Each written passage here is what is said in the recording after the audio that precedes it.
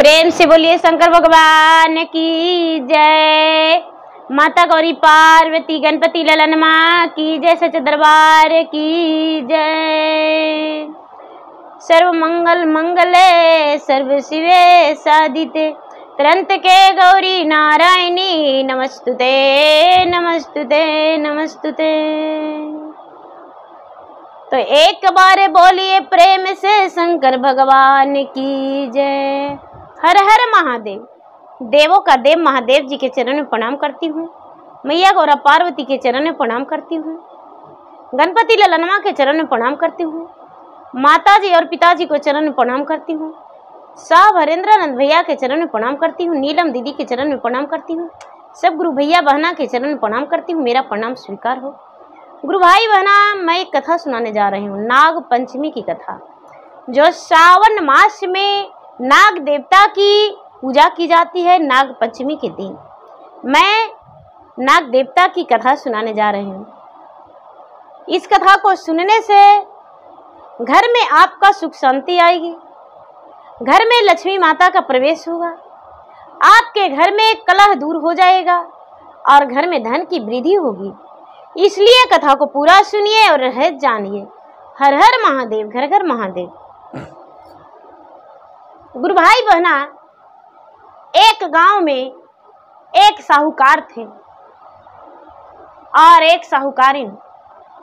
साहूकार जो थे उनका 7 बेटा था और 7 बहू थी। 7 बेटा और 7 बहू थी। साहूकार जो थे बड़े सीधे स्वभाव के थे, बड़े अच्छे थे। साहूकार की पत्नी बहुत सुंदर स्वभाव की थी, किसी से भी कभी कोई लड़ाई झगड़ा की बातें नहीं करती, कोई अनबन उसके घर मन में कोई ईर्ष्या नहीं रहता। लेकिन समय के साथ साथ सब कुछ बदल जाता है। साहूकार की 7 बेटा थे, तो बड़ा बेटा बड़ा जैसा, जो जैसा रहता है उस तरह रहता है। साहूकार का बड़ा बेटा का ब्याह हुआ और बहुत सारी धन सर सामान लेकर आई बड़ी बहू। साहूकारिन बड़ी प्रसन्न हुई कि मेरा बहू को तो बहुत सारा दहेज मिला। दूसरा बेटा का भी ब्याह हुआ, तीसरा चौथा पांचवा छठा का ब्याह हो गया। सब बहुएं सब बड़ी सारी धन लेकर आई। साहूकारिन को लगा कि अब मेरा छोटा बेटा विवाह करने वाला है, विवाह योग है, उसका विवाह बहुत बड़ घराना में करेंगे, जो कि मेरा छोटी बहू को बहुत सारा सामान मिलेगा, बहुत सारा धन लेकर आएगी। छोटी बहू बहुत दहेज लेकर आएगी। किसान का पत्नी के मन में लालसा पूरा लग गया और शादी के लिए सोचने लगी। किसान का जो बेटा थे खेत में काम करने भी जाते थे, पढ़ाई भी करते थे। एक दिन के बात है कि किसान का बेटा कहीं से आ रहे थे तो देखते हैं कि एक लड़की भगवान भोलेनाथ का मंदिर में पूजन कर रही है और पूजा करके उसके बाद देखती है कि कटोरी में दूध लेकर और किसी पहाड़ी के पास गई और उसके बाद उधर से लौट आई। वो किसान का बेटा ये नहीं देखे कि आज सावन का महीना है, आज नाग पंचमी है और नाग देवता का ये लड़की दूध पिलाने गई थी। किसान का बेटा का छोटे बेटा का नहीं पता था। किसान का बेटा उस लड़की को देखकर उसका सूरत में मोहित हो गए। जो वो लड़की थी उसका पीछे पीछे किसान का बेटा गए और देखते हैं कि ये कहाँ जाती है, इसका आखिर घर कहाँ है। उसके साथ गए तो देखते हैं कि अरे इसका घर एक झोपड़ी है। अंदर में तो देखने नहीं गया किसान का बेटा कि इसके माता है या नहीं, पिता है या नहीं, भाई बहन है या नहीं। किसान का बेटा घर गया, साहूकार का बेटा घर गया और जाकर चादर तान के और चुपचाप सो गया। उसकी जो भाभियां थी, भाभी जगाने गई। भाभी जगाने गई, अरे उठो। अरे प्रतिदिन आता था तो खाना खाता था, हंसता था, बोलता था, पर आज क्यों सोया हुआ है चादर तान के। नहीं सुख किया, नहीं भूख किया। उसके माता उठाने गई। जब माता उठाने गई, कहती है कि बेटा क्यों सोया है, आखिर किसी ने कुछ कहा है क्या। जो साहूकार है, साहूकार का बेटा, छोटा बेटा कहता है कि माँ तुम्हारा तो 7 बेटा है, लेकिन बहू 6 आई है, मुझे भी विवाह करना है। साहूकारिन कहती है कि बेटा चिंता मत करो, तुम्हें एक अच्छी सी कन्या देखकर विवाह कर देंगे। माँ तू अच्छी सी कन्या देखकर मेरा विवाह कब करेगी। बेटा तुम्हारा विवाह कर देंगे, चिंता मत करो। गुरु भाई बहना, इसकी जो साहूकार है, साहूकार का बेटा कहते हैं कि माँ ऐसा है कि एक लड़की है, बहुत सुंदर है माँ, हम उसी से विवाह करेंगे। साहूकारिन कहती है बेटा उसके नहीं तो अपना प्राण त्याग देंगे। बेटे का मरने का डर था, किसी का भी होता है, जाति छोड़ पर जाति में भी डर से अपना बच्चे को शादी कर देते हैं। तो गुरु भाई बहना वो कहता है कि मर जाएंगे। तो मां लाचार होकर कहती है कि बेटा उसका पता बताओ। बेटा ने पता बताया, साहूकार उसके घर रिश्ता लेकर गए। पता चला कि वो लड़की के माता नहीं है, एक वृद्ध व्यक्ति हैं, वो दादा हैं। वो लड़की का दादा हैं, उसके माता और पिता, भाई और बंधु कोई नहीं थे। साहूकार ने इस रिश्ते को पक्का कर दिए और अपने छोटे बेटे का विवाह धूमधाम से खुशी खुशी कर दिए। जब छोटी बहू आई तो कोई दहेज लेकर नहीं आई, किसी के लिए कुछ लेकर नहीं आई। सारा लोग, उसके जेठानियां, उसके सास सब ताना देने लगे कि अरे ये कुलच्छनी है, ये कुछ भी नहीं लेकर आई है, इसका तो मैका में कोई है ही नहीं। बार बार छोटी बहू ताना सहती। जो साहूकारिन थी वो छोटी बहू को खेत में काम करने के लिए लगा दी।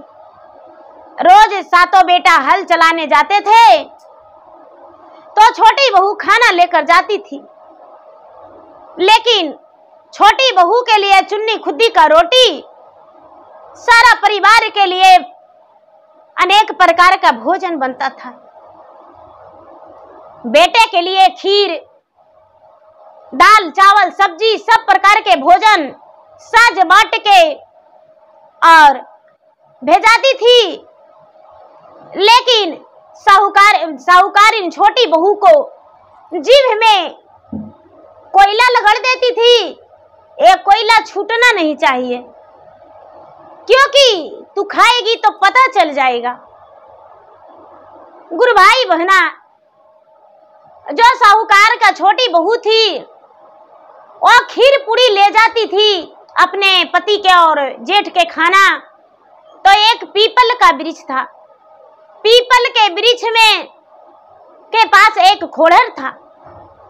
खोड़र में रोज खीर पूरी अपना चुरा के थोड़ा सा रख देती थी।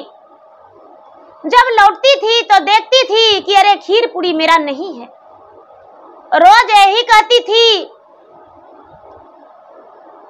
कि हे भगवान, जो खाए मेरा खीरिया पुड़िया उसका भी उम्र लंबा हो, उसका भी आयु बढ़े, हीरा झरे मोती झरे, रास्ता पे फूल बिछे, सुख बढ़े संसार बढ़े, उसका कुल परिवार बढ़े। जो मेरा खाया खीरिया पुड़िया उसका आयु बढ़े। हे भगवान, वो भी तो भूखा होगा तब तो खाया होगा। गुरु भाई बहना, रोज उसी तरह वो साहूकार की छोटी बहू कहती थी और रोज चुरा चुरा रखती थी, लेकिन पलाश के पत्ता में, लेकिन उसे एक दिन भी नहीं मिलता था, एक दिन भी उसे नहीं मिलता था। तो धीरे धीरे समय बीत रहा था। एक दिन का बात है कि वो रखी और चल गई। नाग देवता जो थे मनुष्य के रूप में ऊपर आते थे, खीर पूरी उसका खा जाते थे, उसका आशीर्वाद देते सुन गए कि हाँ, हम इसका खीर पूरी खा गए। और उसको बाद भी कहती है, हीरा झरे मोती झरे, तोशक तकिया का बिछावन लगे, रास्ते में फूल बिछे, जो मेरा खाए खिरिया पुड़िया उसका भी उम्र बढ़े। ये तो कितना सौभाग्य की बात है, वाह, अजीब है। गुरु भाई बहना, बेचारी घर गई और घर उसका सास जो थी, सास 7 गोतनी थी, तो छोटकी, ये तो छोटी वाली थी, जो 6 थी, तो 6 कह रही है कि हम जा रहे हैं मैका, हम जा रहे हैं मैका, मेरे लिए तो भैया ये देगा वो देगा, मेरे माँ ये देगी, मेरे तो ये दहेज में मिला वो दहेज में मिला। गुरु भाई बहना, ये बेचारी घर से बाहर होकर और जाके और वही ब्रिज के पास बैठ के रोने लगी, बैठ के रोने लगी। रोते रोते घंटा दोपहर बीत गया। जो नागराज हैं, इसका रुलाई सुनकर उन्हें बर्दाश्त नहीं हुआ। कहते हैं दीदी कि किसी का भी कलेजा पत्थर का नहीं होता है, कलेजा पत्थर का नहीं होता है। वो आए, नागराज आए नाग के रूप में और कहते हैं कि बहन, तू क्यों रो रही हो, बताओ तुम्हारा क्या दुख है।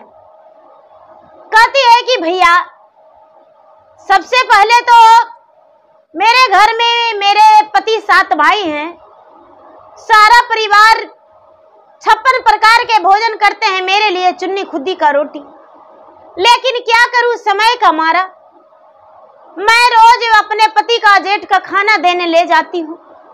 पलाश के पत्ते में खीर पूरी छुपा कर यहाँ पर रखते हैं और कोई प्राणी खा जाता है, लेकिन कोई बात नहीं। सास जो है मेरा जीभ में कोयले लगड़ देती है कि तुम खाएगी तो तेरा कोयले का दाग मिट जाएगा।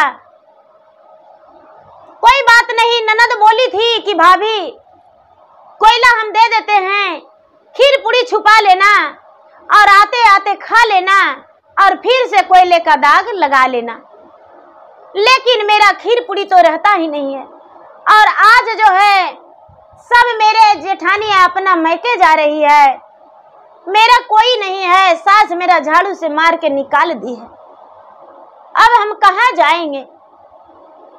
गुरु भाई बहना, ये जो नागराज हैं वो कहते हैं कि बहन चिंता मत करो, जाओ घर जाओ, जाओ। जो साहूकार की छोटी बहू है वो घर चल जाती है और घर जाके आंगन में झाड़ू लेकर लगाने लगती है। इतना ही में एक व्यक्ति दरवाजे पर कई थैला लेकर उनके साथ और 2 व्यक्ति खड़े हो जाते हैं, तरह तरह के कपड़े गहने सब श्रृंगार लेकर, और कहते हैं कि साहूकार का घर यही है जिनका 7 बेटा है। साहूकारिन दरवाजे पर खड़ी थी, कहती है कि हाँ आप कौन हैं? तो मैं उनका छोटी बहू का भाई हूँ। अरे उनका कोई भाई नहीं है। नहीं नहीं, मैं उनका भाई हूं, मैं उनका भाई हूं और उनके लिए सावन मास में कपड़े लेकर आया हूं और उनके सारा परिवार के लिए लेकर आया हूं। जो साहूकार की पत्नी थी वो जल्दी से अंदर ले गई, ले जाकर उन्हें बैठने के लिए सुंदर सा बिछावन दी, बैठाई। उसके बाद पैर धोने के लिए पानी दी और पैर धोने के लिए पानी देकर कहती है कि ठीक है, नाश्ता पानी कीजिए, भोजन तो कर लेते हैं नागराज मनुष्य रूप में। उसके बाद कहते हैं कि मैं अपने बहन को ले जाने आया हूं। कहते हैं कि ठीक है, बहन को ले जाने तो आप आए हैं, अच्छा की बात है। सारी गहना कपड़ा देखती है जेठानिया तो कहती है कि अरे कभी जीवन में इतना महंगा साड़ी नहीं देखे थे, इतना महंगा गहना नहीं देखे थे। सबको नागराज अपने से सबको दे देते हैं, मनुष्य रूप में थे, सबको दे देते हैं कि आपके लिए आपके लिए आपके लिए, सबको दे देते हैं। सब लेकर बड़े प्रसन्न हो जाते हैं। अब तो छोटी बहू को आओ भगत पूरा होने लगा। सास तैयारी कर दी विदा करने की, लेकिन जो छोटा बेटा थे वो कहते हैं कि सुनिए मेरे साले साहब, मेरे पत्नी का तो ले जा रहे हैं, लेकिन लियावन करने के लिए हम जाएंगे, हम खुद को आएंगे। आज के 8वां दिन हम आएंगे। कहते हैं कि ठीक है, लेकिन कहाँ आएंगे वो बता दीजिएगा। कहते हैं कि ठीक है, जो मेरा घर है उसका हम पता दे देते हैं। लिखकर पता दे दिए, पता जो दे दिए तो वो पता रख लिए किसान। वो जो छोटे बेटा थे साहूकार का, वो रख लिए पता। विदा तो उसे कर दिए छोटी बहू का। छोटी बहू अपना चल गई मैका। जब वही बट ब्रिज के पास गई तो खोड़र के पास ये जो भाई था वो कहता है कि बहन, मैं तुम्हारा भाई नहीं हूं, मैं कोई दूर दूर से तुम्हें से मुझसे लेना नहीं है, लेकिन मैं तेरा कर्जा खाया हूं। बहन, तू प्रतिदिन खीर पूरी जो रखती थी यहाँ पर अपना भोजन के लिए चुरा कर, वो मैं खा जाता था और वो कर्ज अदा करना होगा। इस कर्ज को मुझे भरपाई करना होगा। गुरु भाई बहना, अब क्या होता है? कहते हैं नागराज की बहन, ये जो पंपी है इसमें हम घुस रहे हैं, तुम मेरे साथ पूंछ में लटक के आ जाना। बेर में सर्प घुसा और छोटी बहू भी साथ साथ में घुस गई। अंदर जाने पर नागरानी देखकर तो बहुत चक्के रह गई। कहती है कि अरे ये किसे ले आई हो? ये तो पृथ्वी लोक का मनुष्य है और यहाँ नाग ही नाग है, सारे नाग इसे नोच नोच कर खा जाएंगे। नाग देवता कहते हैं कि नहीं माँ, ऐसा बात नहीं है, ये मेरा बहन है और बरसों तक मुझे भोजन कराई है, अपना भोजन। यही तो भोजन चुरा के रखती थी जो मैं भोजन जल्दी से करके आ जाया करता था। माँ, मैं इसे अपना बहन मान लिया हूं। नागिन कहती है कि बेटा, तुम्हारे पिता सोए हुए हैं, 1.25 महीना तक लगातार सोते हैं, उन्हें जगाना मत, नहीं तो वो तो अजगर है, इसे तो निगल जाएंगे खड़े। गुरु भाई बहना, ये बात सुनकर नागराज जो हैं कहते हैं कि ठीक है माता, नहीं जगाएंगे, लेकिन 1.25 महीना पूरने वाला है, 1.25 महीना पूरने वाला है। ये जो छोटी बहू है वो कहती है कि 8वें दिन भैया मेरे पति ले जाने आएंगे। नागरानी जो थी खूब आओ भगत की, खूब माँ ने मर्यादा दी अपना बेटी के समान। जब 8वां दिन बीता, 6ठा दिन बीता, तो नागराज का नींद खुल गया। नागराज दहाड़ता हुआ, गरजता हुआ आए। मनुष्यों को देखकर छोटी बहू को तुरंत अपने पेट में श्वास से खींच लिए। आधा शरीर इसका पेट, अजगर का पेट में ये छोटी बहू चल गई। नागरानी देखी अपना पति को, कहती है कि हाय हाय हाय हाय हाय, छी छी छी छी छी छी, अपना ही संतान को खा रहे हैं जिसने आपका बेटा का जान बचाई है, प्राणों का रक्षा की है, वर्षों तक भोजन कराई है, आपको पिता मानी है, मुझे माता मानी है, आपका पुत्र को अपने हाथ से राखी बांधी है, उसे आप कैसे भला संहार कर सकते हैं, कैसे खा सकते हैं। जो नागराज है वो जल्दी से मुंह से उगल दिए और कहते हैं कि मुझसे गलती हो गया। कहते हैं कि पुत्री, कोई वर मांगो, हम तुम्हें वर देंगे। जब तुम मुझे पिता मानी हो तो हम तुम्हें कोई वर देंगे। जो साहूकार की छोटी बहू है वो कहती है कि आज 6ठा दिन बीत गया, 7वां नहीं 8वां दिन, मेरे पति मुझे ले जाने आएंगे और भैया जो है नागराज भैया मेरे पति का वचन दे दिए हैं, तो ये वचन कैसे पूरा होगा, नाग लोग तो आएंगे नहीं। नागराज कहते हैं कि चिंता मत करो पुत्री, चिंता मत करो, सब व्यवस्था हो जाएगा। जो नागराज थे, नागराज अंगूठी अपने पुत्र को दे दिए और कहते हैं कि जाओ पुत्र, जिस जगह पे तूने इसका पति को बुलाई हो उसी जगह पे इस अंगूठी को धर देना और कहना कि हे नागराज का अंगूठी, यहाँ पर खूब सुंदर सा महल बन जाए, धन संपत्ति सब कुछ भर जाए, बाग बगीचा फुलवाड़ी कुआं तालाब मंदिर सब हो जाए। जो नागराज थे, अजगर का पुत्र, जो नागराज थे, नाग का पुत्र थे, जो भाई बहन मानते थे छोटी बहू का, वो अंगूठी ले लिए और लेकर पृथ्वी लोक पर अपने बहन को लेकर आ गए।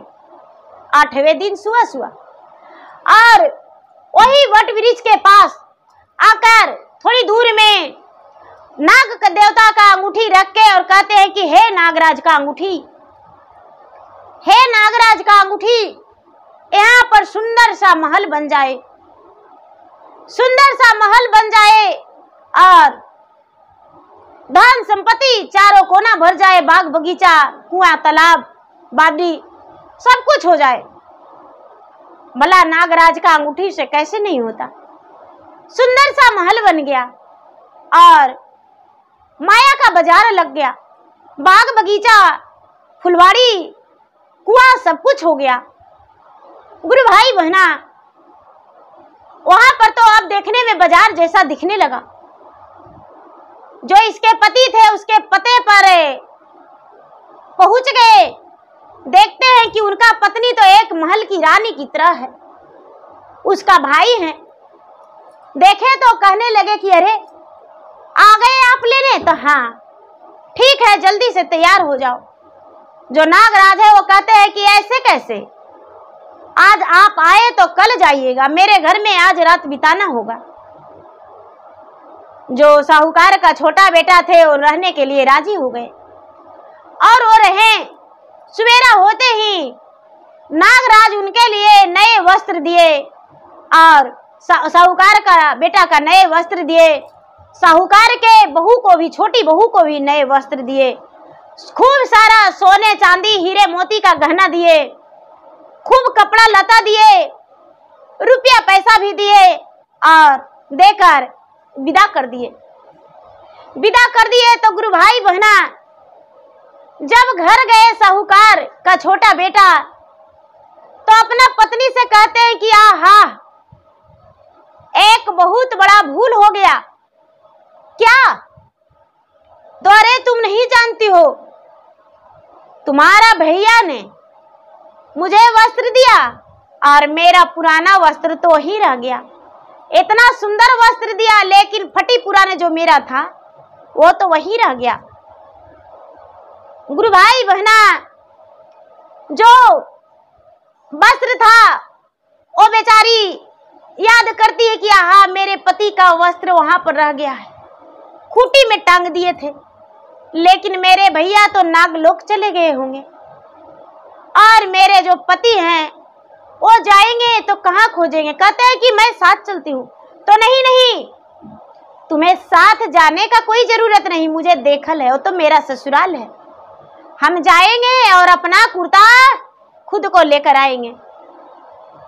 क्या करते हैं साहूकार का छोटा बेटा, चल जाते हैं लाने के लिए उस जगह पर, लेकिन नहीं तो वहां पर कोई घर है, नहीं तो कोई बाजार है, नहीं तो तालाब है, नहीं तो कुआं है, नहीं मंदिर है। अब जब कुछ नहीं पाए तो उन्हें तो लगने लगा कि आहा, एक कदम का वृक्ष पे मेरा कुर्ता टंगा हुआ है। मुझे पहले से शक था कि इसका कोई भाई नहीं, मेरा पत्नी गलत है, मेरा पत्नी जो है गलत है,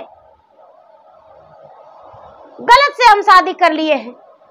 इसका पता नहीं कौन था, गलत उस पे अक्षरंग लगा दिए और पेड़ पर चढ़ के अपना कुर्ता उतार लिए और उतार के और घर आके और अपना पत्नी को डंडा लेकर मारने लगे और कहते हैं कि तुम्हारा पहले का कौन था यार, था तेरा कौन था जो तुझे इतना सोना चांदी गहना रुपया पैसा दिया है, तुम्हारा कोई भाई नहीं।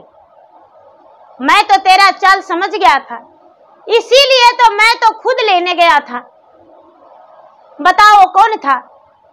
ए बेचारी कहती है कि नहीं पतिदेव जी, मुझे मारिए मत, ओ मेरे भैया थे, मेरे भैया थे। मुंह बोला भैया, कहता है उसका पति की नहीं, सास और बेटे दोनों मिल, उनके पति दोनों मिलकर उसको घर से निकाल दिए। छोटी बहू घर से निकल गई और पूरा जार बेजार रोने लगी। इसका जो नागराज थे भोजन पर बैठे हुए थे, नागरानी बेना डोला रही थी, अपने पुत्रों को भोजन करा रही थी और इनका जो है शरीर पूरा कांपने लगा, भोजन जो है भोजन का थाल उलट गया। कहते हैं कि अरे ऐसे कैसे हो गया, मेरा जो बहन का आंसू है उनका वहां पर गड्ढा में भर गया, थाल में भर गया। नागराज कहते हैं अपने माता से कि माता, मेरा बहन पे बहुत बड़ा संकट आ गया है, उसके पति लगता है कि लालछन लगा दिए हैं, जो मुझे डर था वही हुआ।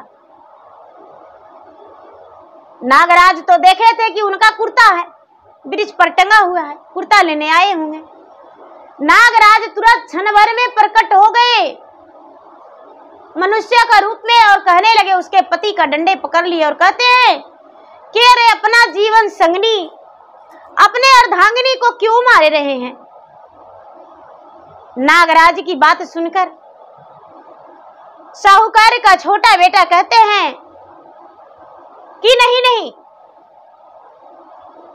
एक उल्टी है, एक गलत है, कुलछनी है, इससे बढ़िया तो कोठे पर वाली रहती है, लेकिन ये अच्छा नहीं है। तरह तरह के गालियां देने लगे।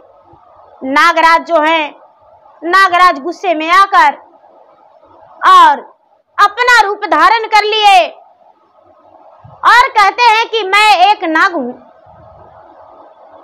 मैं एक नाग हूं, जिसका कोई नहीं, उसका भगवान सहारा नहीं करते हैं। मैं नागलोक का नागराज का पुत्र हूं, मेरे माता एक नागरानी है, नागलोक के नागरानी है, और मैं अपना बहन को दुख दर्द नहीं देख सकते हैं। अब तो माई बेटा का रोम रोम कांपने लगा, पूरा देश हिलने लगा। हाथ जोड़ के और नागराज से विनती करती है कि हे नाग देवता, कभी हम इस पे कोई गलत लालछन नहीं लगाएंगे। मुझसे भूल हो गया, मुझे क्षमा कर दीजिए। अब ऐसा हम गलत नहीं करेंगे। ये बात सुनकर जो नागराज हैं कहते हैं तो ठीक है, जल्दी से मेरा बहन को घर के अंदर कीजिए। जो घर के अंदर तुरंत साहूकार अपना पत्नी को, यानी छोटा बेटा साहूकार का अपना पत्नी को, छोटी बहू को इज्जत सहित प्यार दुलार देकर हाथ पकड़ के आंसू पोंछ के घर के अंदर ले गए। नागराज के कहते हैं कि महाराज, जिस रूप में आप मेरे घर आए थे उसी रूप में आप फिर हो जाइए, अपना रूप ये विसर्जन कर दीजिए। नागराज जो हैं अपना रूप नाग का त्याग के मनुष्य रूप में आ गए और आकर अपने बहन के घर में प्रेम पूर्वक बैठे। उनका जो 6 जेठानियां थी छोटी बहू का, वो भी सब आदर सहित सब उनको प्रणाम की, खातिरदारी की, आओ भगत की, और उनका सास तो कहाँ उठाओ कहाँ बैठाओ करने लगी। सास कहती है कि मुझसे गलती हो गया, अब ऐसा गलती नहीं करेंगे। छोटी बहू कहती है कि भैया आपसे प्रार्थना है कि जब मैं पुकारूं जब आप मेरा सहायता कर लीजिए। लेकिन भैया मेरा विवाह का 2 वर्ष हो गया, सबका अचल में फूल खिल गया है भैया, सबका संतान है, मेरा संतान नहीं है। आप यदि आशीर्वाद दे दीजिए तो आप मामा बन जाएंगे और मैं माँ बन जाऊंगी, मेरे पति जो है पिता बन जाएंगे, मेरे सासू माँ दादी बन जाएंगे। नागराज जो है मुख बड़ा आशीर्वाद दिए और छोटी बहू का आशीर्वाद लग गया। धीरे धीरे समय बीता, कुछ दिन के बाद गर्भवती रह गई। 9वां महीना के बाद छोटी बहू का सुंदर सा पुत्र जन्म लिया। जब सुंदर सा पुत्र जन्म लिया तो अब सोचती है कि मेरे भैया का आशीर्वाद से मेरा पुत्र हुआ है। महीना दिन बीत गया, अभी तक मेरे भैया देखने नहीं आए। सब कोई दिन सुदिन सोचाने के लिए अपना बच्चे को लेकर मैका जाती है, लेकिन लगता है कि मेरा भैया भूल गए हैं।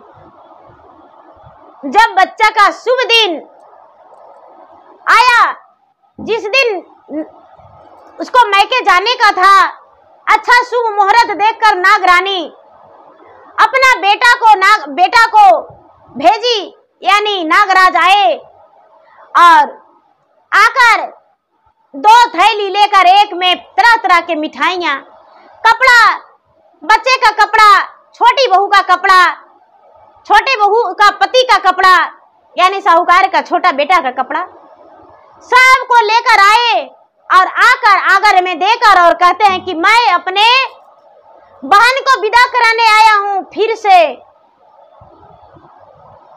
और फिर से क्या आप लेने आएंगे या मैं अपना बहन को पहुंचा देंगे?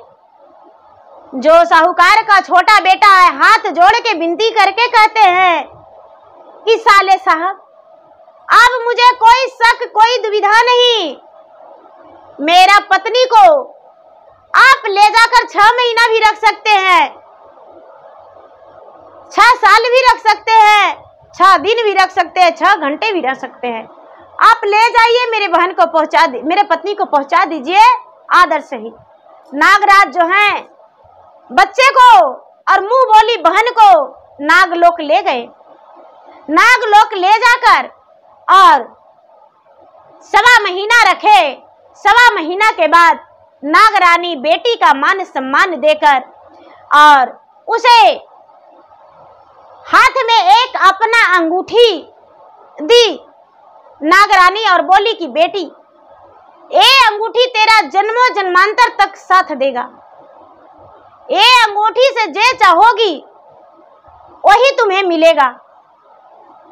कहती है कि माँ ऐसा तो हाँ ठीक है। गुरु भाई बहना जो छोटी बहू थी वो अपना भाई को बोली कि भैया पहुंचा दीजिए। नागराज मनुष्यों का रूप धारण करके छोटी बहू को पहुंचाने आ गए और आके पहुंचा दिए। हाथ में अंगूठी देखकर छह जेठानियां और सास को लगा अरे हीरे रतन का अंगूठी है। 4 दिन 8 दिन 10 दिन बीता, महीना दिन बीता। छोटी बहू अपना पति से कहती है कि मेरा मन कर रहा है कि थोड़ी सी जमीन है उसमें मैं घर बनाऊं अकेला।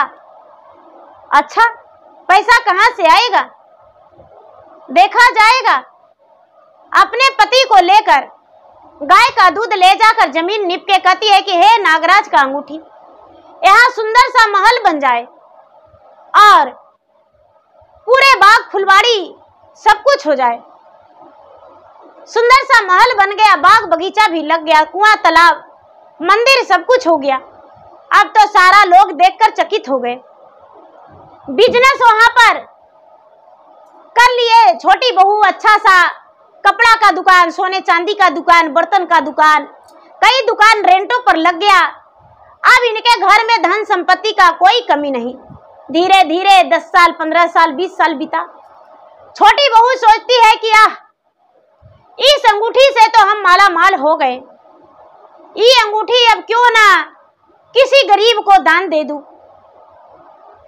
मन ही मन ऐसा सोचे। नागरानी जो है अपने पुत्र से कहती है कि बेटा अब तुम्हारा बहन जो है धनवान हो गई है, अब उसे अंगूठी का आवश्यकता नहीं। जो नागराज हैं वो बूढ़ा का रूप धारण कर लिए एक भिखारी का। थर थर शरीर कांप रहा है उनका, तन पे कपड़ा भी नहीं है और साहूकार के छोटे बेटे के दरबार पे भिक्षा मांगने के रूप में चले गए, भिखारी के रूप में चले गए और भिक्षा दो करने लगे। साहूकार की छोटी बहू निकली, सेठाइन बन चुकी थी, कई दुकान की मालकिन थी, उनके पास रुपया पैसा का तो कोई कमी था नहीं। निकली तो अपने पति से कहती है कि देखिए ये कितना गरीब हैं, कितना इनका धन का जरूरत है, इन्हें अंगूठी दे देंगे।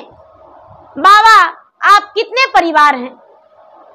वो जो भिखारी बन के नागराज थे वो कहते हैं कि मेरा परिवार का तो कोई गिनती किया ही नहीं जाएगा।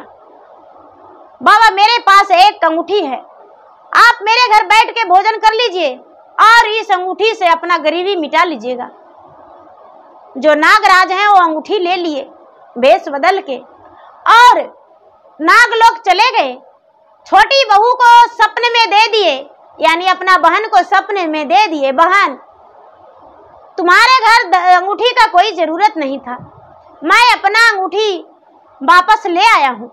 मैं तुम्हारा भाई एक भिखारी बन के तुम्हारे दरवाजे पर गया था, तू पहचान नहीं पाई। जो छोटी बहू थी कहती है कि भैया हम तुमसे दर्शन कब करेंगे?